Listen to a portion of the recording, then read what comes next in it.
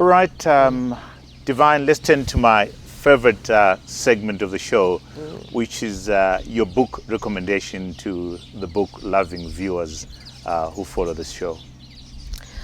Well, for me, I like reading legends.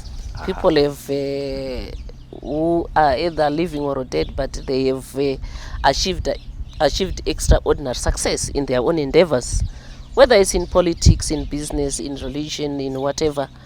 So one book that really stands out that I can never forget, that I always recommend people to read, Richard Branson, Losing My Virginity.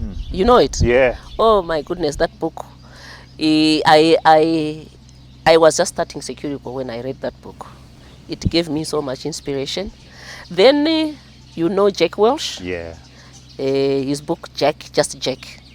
When he talked about how he turned out around GE, General Electric, he came up with all these concepts, Six Sigma, and so on and so forth.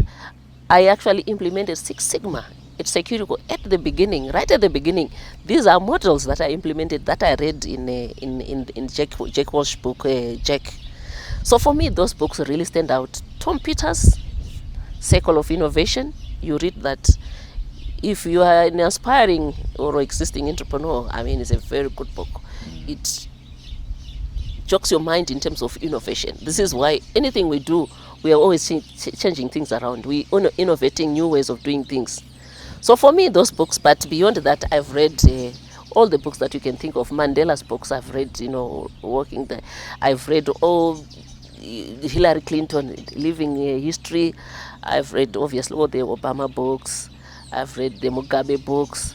I've read all these giants that I say I need to understand where were they getting the inspiration, what was them, what was about them that made them who they are.